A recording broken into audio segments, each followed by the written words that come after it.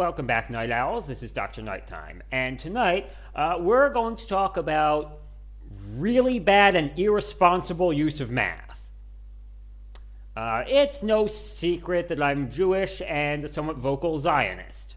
I've been seeing these stats out here several times over the course of today, and it is my duty to call out from within my own political flank, to call out when my political allies and people making points that lead to conclusions that I would agree with and support, that the numbers here are inexcusably wrong. Specifically, this estimate of the Gaza population increasing by about 2% or about 43,000 people since October 7th. That being October 7th of last year. Now, thankfully, the person who posted at least this version is giving the source that we can check out, and we can see just what sort of calculation the CIA is doing. Now, you might initially be skeptical and say, well, okay, given that there's a war zone, that you have however many people missing, possibly not accounted for, trying to get these debates over what the accurate number of deaths in Gaza are, right? So if Israeli and Palestinian sources are like right there, can't even get reliable and consistent figures, how in the world is the CIA, headquartered thousands of miles away, how are they going to try to estimate that? And the short version is they're not estimating anything pertaining to the war. Let's just give a look to this source. Here we've got, this is the URL that was given there. And if we look here, where it talks about people and society, okay, it gives the population estimate for 2024. Now, what this is they're looking at however frequently Gaza actually takes a census.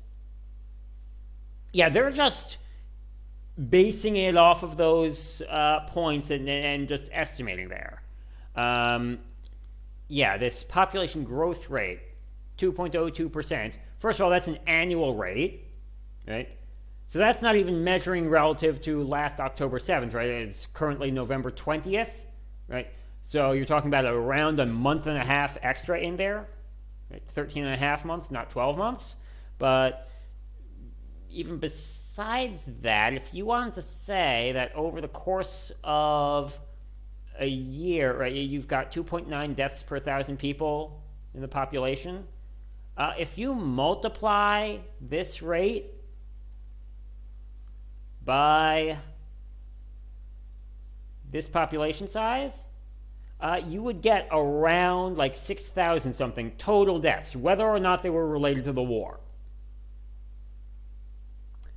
When by all accounts, the number of deaths, well, for the entire war, starting with like October 7th or 8th, you're looking at least like 5 times that amount, probably more.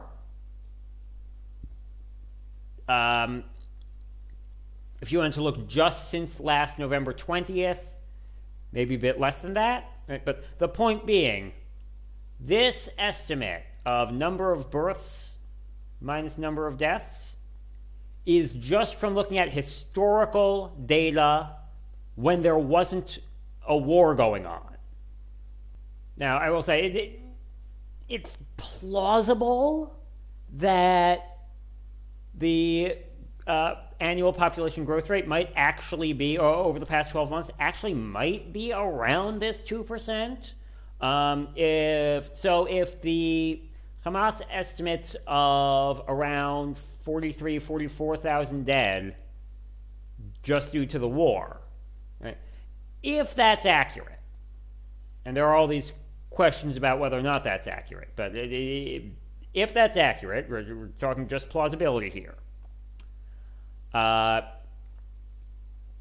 then for the overall population growth rate to be around the same, the overall birth rate would have to account for that. Right, and also if we're saying since last November 20th, right, by that point there were already around 14,000 quoted deaths. So if you figure there were around 30,000 war-related deaths over the past 12 months, right, over the past 365 days,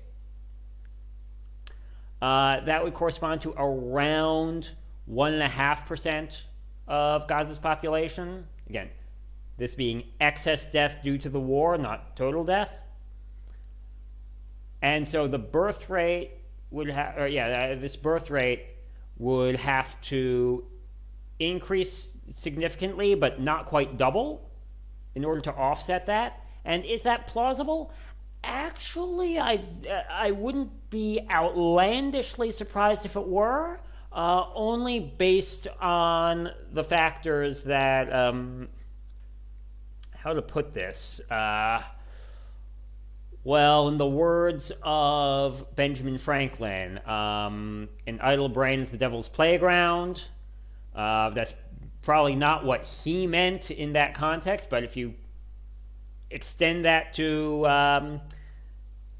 a sexual context here, that if you just think about the population between ages like 15 and 35, who now aren't going to school because there are no schools in session, and aren't in universities because there are no universities in session, and probably almost none of them are going to work because not many industries are doing much of anything. And so how are you going to pass your time? Add to that with the shortage of humanitarian goods, I doubt contraceptives are too high up on the list. So it's entirely possible that the birth rate might be significantly higher than it was pre-war. But be that as it may, right? So I suppose this is a plausible population growth rate, but there are all sorts of other factors to consider. The factors that the hospitals, right, are overloaded and being attacked because they're being used to house weaponry. And so my guess is you probably have a higher infant mortality rate and higher maternal mortality rate than you had a year and a half ago. All these other factors that, long story short, no, you absolutely cannot just assume, well, the population growth rate was going to be the same as it was before. And especially considering what these people are trying to do and the claims they're trying to make, where they're specifically trying to make a claim pertaining to the war while using a source that is completely ignoring the war. I mean, this almost feels like the equivalent of giving a kindergartner who doesn't know any math beyond addition the math problem or the trick question, if a man is rowing a boat and he's bringing his 17 chickens and 20 ducks with him. How old is the man rowing the boat? And the kid, unable to answer this literally impossible question that there just isn't enough information for, instead tries the only thing he or she knows how to do and just adds the numbers of the animals and says, 17 plus 20 is 37. So the guy rowing the boat must be 37. That's what this feels like, of just looking at this thing and saying, well, we're trying to factor in what's happening in the war, and we don't know how to do that, so we're just going to try to ignore that the war is happening.